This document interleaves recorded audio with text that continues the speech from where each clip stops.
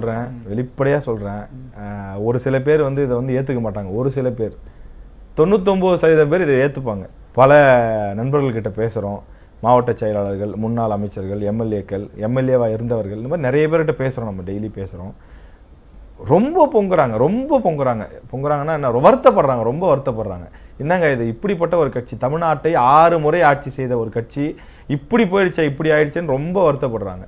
என்னன்னா, இந்த 4 வருஷத்துல ஒரு நல்ல போராட்டம் கிடையாது, ஒரு ஆர்ப்பாட்டம் கிடையாது, பொதுச் செயலாளர் வெளியில வர்றதே கிடையாது.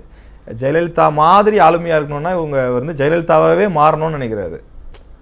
நீங்க யோசிச்சு பாருங்க, 2021 அவங்க ஆட்சி போனதுக்கு அப்புறம் அதிமுக பண்ண நல்ல பெரிய போராட்டங்கள் ஒரு 4-5 போராட்டம் சொல்லுங்க பார்க்கலாம். எடப்பாடி பழனிசாமி அவர்களை பார்த்தீங்க அப்படின்னா, எல்லா கட்சி தலைவர்களும் எங்க இருப்பாங்க, எந்த ஊர்ல இருப்பாங்க, தமிழ்நாட்டில் எந்த ஊர்ல இருப்பாங்க? எல்லா சென்னையில தான் இருப்பாங்க. சென்னையில இருக்கணும்னு அவசியம் ஒன்றும் கிடையாது.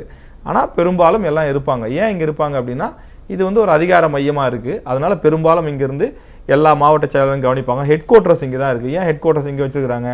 ஏன் கொண்டு போய் ஊட்டியில் வைக்க கூடாதா, கொண்டு போய் கன்னியாகுமரியில் வைக்க கூடாதா? இங்க வைக்கிறாங்கன்னா காரணத்தோடு தானே வைக்கிறாங்க ஹெட் குவார்டர்ஸ். எல்லா கட்சிக்கும் ஹெட் குவார்டர்ஸ் இங்க இருக்குல்ல, முக்கிய கட்சிகளுக்கு. அப்போ ஒரு கட்சியோட பொதுச் செயலாளர் வாரத்தில் எத்தனை நாள், 7 நாளா, 7 நாளும் நான் சேலத்தில் தான் இருப்பேன் என்றால் அந்த கட்சி எப்படி வளரும் என்பது என் கேள்வி அல்ல. கட்சிக்காரங்க கேட்கறாங்க, அவங்களுடைய குரலாக நான் ஒலிக்கிறேன்.